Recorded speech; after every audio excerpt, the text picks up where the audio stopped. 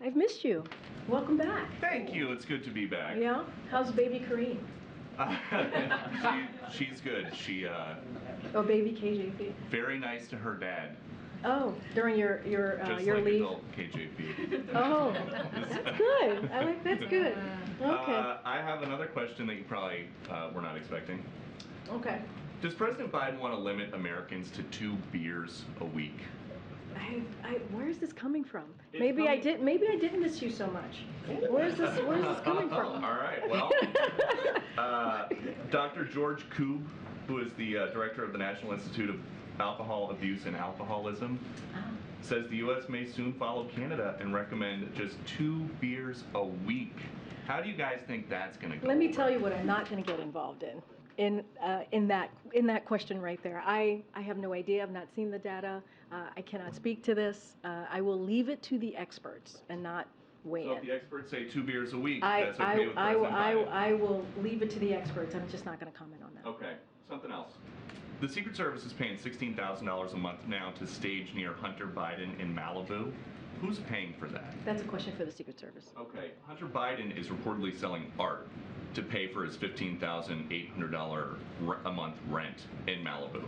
How can you guarantee that people are not going to be buying this art to gain favor with the president? That is a question for Hunter Biden and his representatives. It's a I question know. of I hear. ethics I at hear. the White House. We know I that hear one of the your art question. buyers got a job from the Biden administration. Can you guarantee that there's no quid pro quo? I hear your question. I'm not going to get involved in this. That is a question for Hunter Biden's representatives. So, but we know that from a Hunter Biden associate now that he sold the appearance of access to then Vice President Biden. Are you confident that he has stopped doing that? That is a question for Hunter Biden and If his somebody is representatives. selling the appearance of access to the White House, that is a question for the White House. No, that is your I don't know how you're perceiving that. Sworn testimony by Devin Archer. He said. I am just not, Peter. I'm just not going to get into this. I'm just not.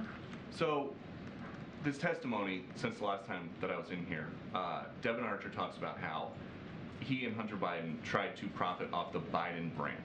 What is the Biden brand? I'm not going to get into it from here. I'm not going to get into it from here. We're going to move on. Go ahead. Thanks. I have a question. First of all, happy first day of school. Happy first day of school.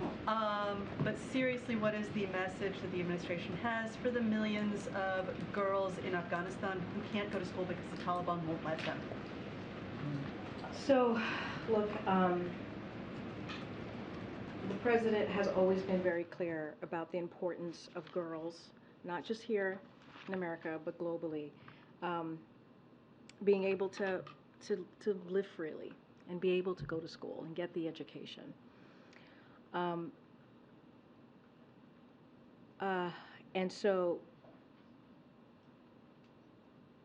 we have been very clear in laying out our concerns, such as girls' education, with the Taliban. We have been consistent with that. We have been very clear of that.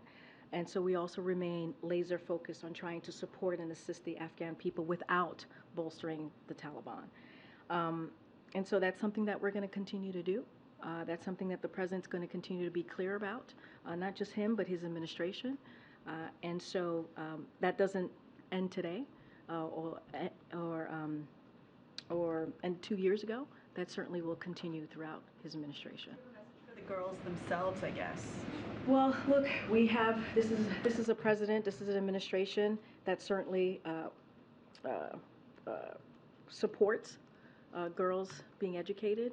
Again, not just here, but also in Afghanistan.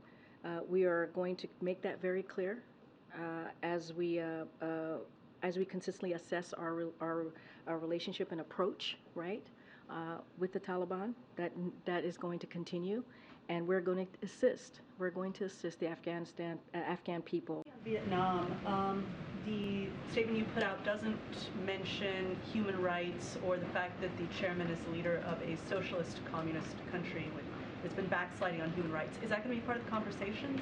And you've heard us say this many times. You've heard it from our national security advisor. You've heard it from the president. You've heard it from many members of this administration. that this is a president that never shies away on bringing up human rights with any leader. And so I'm not going to get ahead of the agenda. I'm not going to get ahead of a conversation, but certainly this is not something that the president, when it comes to human rights, it's not something that the president shies away from, and he certainly brings that up. Karine, the president was asked yesterday if he could speak to Governor DeSantis and responded by saying that he'd speak directly to the people of Jacksonville. Did he just mean at the top of his remarks later this afternoon, or is he planning to travel to Jacksonville? So as the mayor just stated, we're not tracking certainly any travel to Jacksonville. The president, you saw the president's statement. You heard it from me. You heard it from the mayor.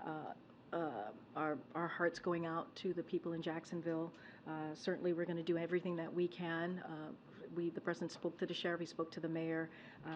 So just don't have anything else to share beyond that.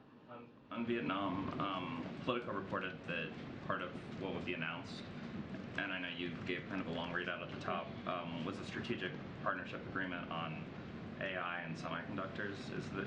Are you expecting them to sign that? So we'll have more to share on that trip, on the agenda, deliverables, what we're expecting the conversation to look like and to be. I just don't want to get ahead of that at this time. The last one, while we're gone, there's a report that you guys were considering a meeting with MBS around the G20. He'll obviously be attending, I think, for the first time as a sort of the head of state designate, and it comes as energy prices have been high this summer and headed into next summer, where there's a lot of anticipation that they could remain there. So I'm wondering if that's something that's actively in the works, or.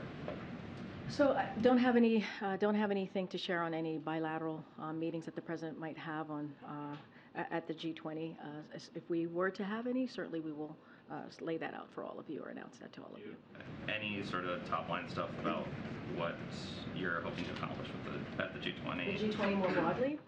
So he's going to reaffirm, the president will reaffirm the U.S. commitment to the G20 as the premier forum of economic cooperation globally. He'll discuss a range of joint efforts to tackle global issues, from the clean energy transition and combating climate change to mitigating the economic and social impacts of Russia's war in Ukraine. Obviously, that will be a big part of the conversation, to increasing the capacity of the multilateral development banks, including the World Bank, to better fight poverty and take on the significant transnational challenges that are afflicting countries across the world. So we have a packed agenda, as you can imagine, and we'll have more to share in the coming days. And again, any bilateral or meetings that could potentially happen around the G20, we certainly will share that with all of you. Thanks, Karine. I wanted to get your response to some comments from Senator Sanders over the weekend. He said the president has every right to be proud of his record, but he seemed to suggest that the president should spend less time touting his record and Bidenomics and more time speaking to the anxieties of Americans who are still struggling in the current economy. He said Democrats up and down the line are going to have to be much clearer to the American people as to what they stand for. I wonder if you have any reaction to that. So look, first, we're very thankful to Senator Sanders for certainly being partners with us in passing some of the key pillars of Bidenomics, right? When you think about the key pieces of legislation, historical pieces of legislation that had led to unemployment being under 4%, when it led to millions of jobs being created, when it leads to middle class really rebuilding that middle class, not leaving anyone behind. Certainly, Senator Sanders has been a key partner, and we really appreciate the efforts that his leadership, I should say, in Congress in making that happen.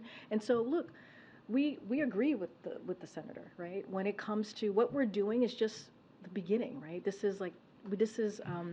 is part of trying to make sure that we do build a middle class, that we build an economy from the bottom up, middle out. That is incredibly important to this president. That's why he has said that the last 2 years. It's not just the last 2 years. He doesn't believe in trickle-down economics. He knows that doesn't work.